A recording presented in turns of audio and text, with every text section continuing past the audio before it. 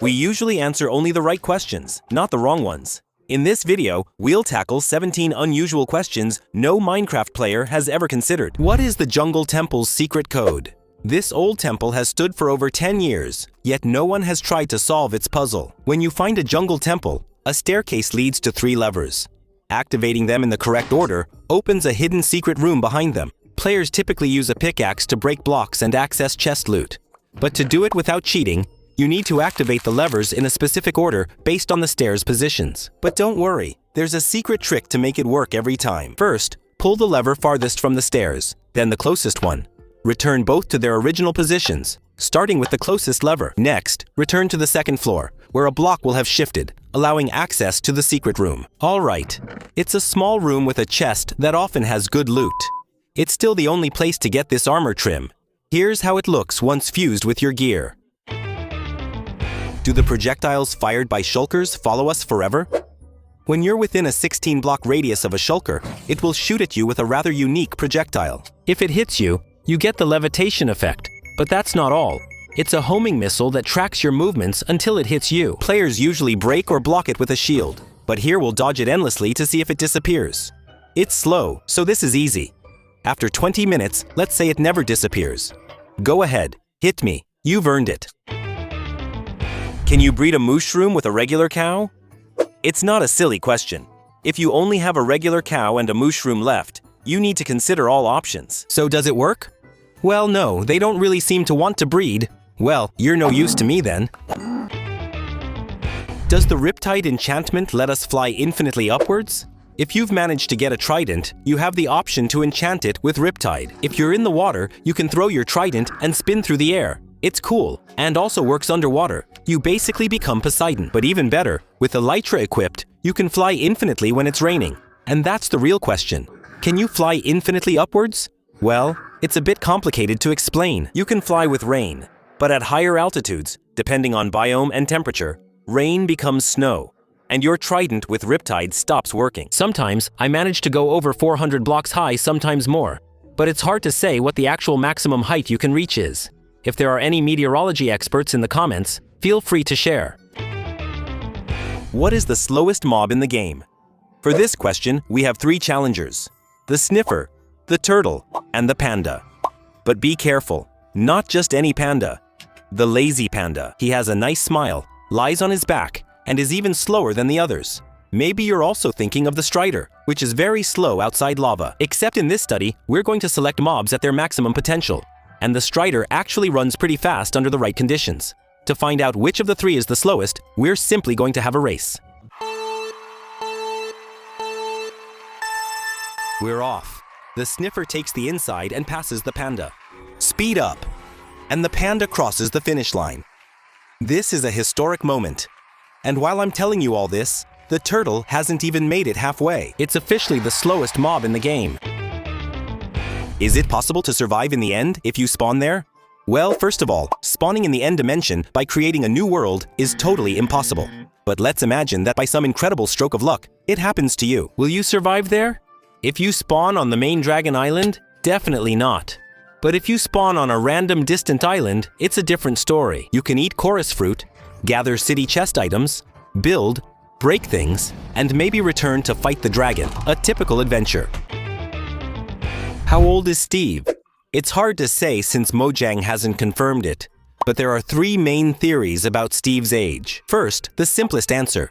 Steve is 14 because the game debuted in May 2009 and it's now March 2024. Despite the years, Steve hasn't changed much. That brings us to the second theory. Steve is actually between 20 and 24 years old based on the few details we can see on his face. He's a very handsome young man. But the theory I like the most is this one, which is a bit more philosophical. Steve is always the same age as you. If you're 15, so is Steve. At 28, Steve will have aged with you. How do villagers get so many emeralds? If you like trading with these noisy creatures, you've probably noticed their supplies eventually run out and you can't trade anymore. Come on, I'm sure you have some left. Several times a day, their trades reset and you can take all their emeralds again. It's nice, but there must be a reason for it. This ore isn't very common, and it's hard to gather much without a factory. Since the villagers likely aren't redstone or automation experts, there's only one possible explanation. They're simply using X-ray, which lets them see emerald ores underground. Cheaters. Why don't evokers use their totem of undying for protection? They could save themselves and keep summoning vexes. If they used it, we wouldn't get it. They're really not smart. There's a logical reason for this. Game developers say the evoker needs both hands free to cast his spell, so he can't hold the totem. Good for us. That's mine. We'll need it for the next question. Does the Totem of Undying activate if you die in the void? Normally, when you're about to kick the bucket, your totem saves your life. It's one of the best items in the game, maybe the best. But can it beat the power of the void? No. Whether you have a totem or a full inventory, it won't make any difference to your fate if you decide to take one step too far. However, there is one thing you can activate, and that's notifications on the channel. Well, the totem doesn't work, but that doesn't mean it's impossible. In fact, there is an item in the game powerful enough to keep you alive almost indefinitely in the void.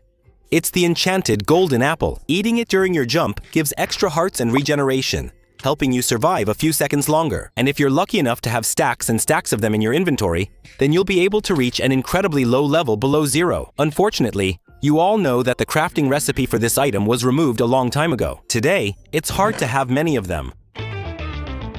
Do armor pieces with mending repair themselves on armor stands? If you have a piece of armor with mending equipped or in your hand, then you can repair it by gaining XP. But does it work if that armor is placed on an armor stand? Let's test it. Right now, I'll put my armor here, step back, and we'll throw some XP potions. We pick up the armor and see it hasn't changed. Nothing was repaired. Next question. Do the effects of mining fatigue and haste cancel each other out? As you all know, when you get close to an ocean monument, the Elder Guardian gives us the most annoying effect in the game, which is mining fatigue. As the name suggests, it greatly slows mining speed.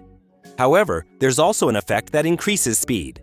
The haste effect you get from a beacon. So it's legitimate to wonder if these two opposite effects cancel each other out. First of all, you should know that the Elder Guardian gives us mining fatigue level 3, and the maximum level of haste you can get in the game is only 2. As you can see, even with the fastest pickaxe in the game, it doesn't really improve our situation. But let's imagine we could get haste 3.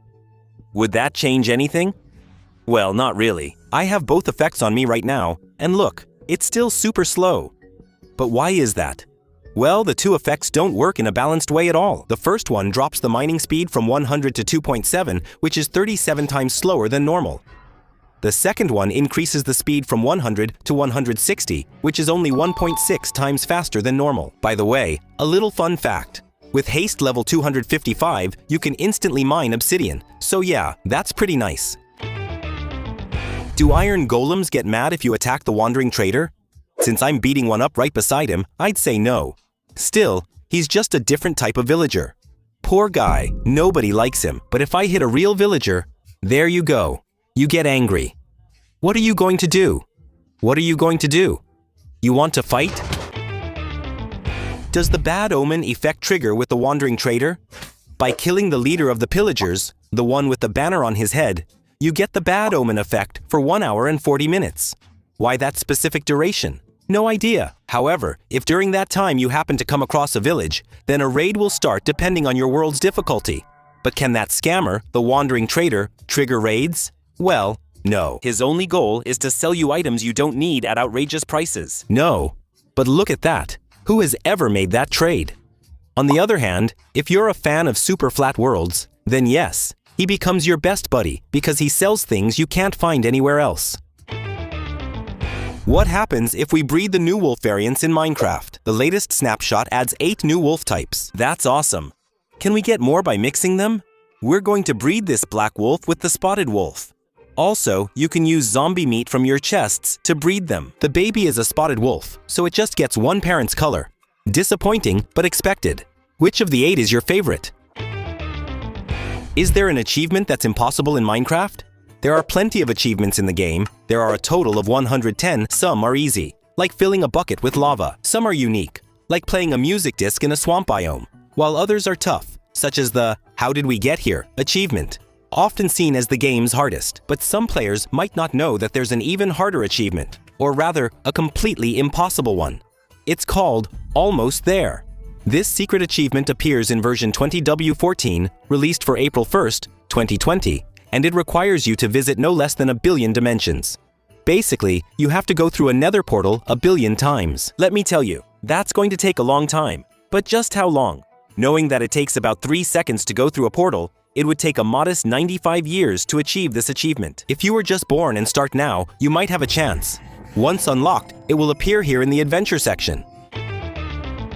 Can I enchant a golden apple to get an enchanted golden apple? Well, no. Whether it's at an enchanting table or with a book on an anvil, it won't be possible. However, you can enchant the subscribe button by clicking it.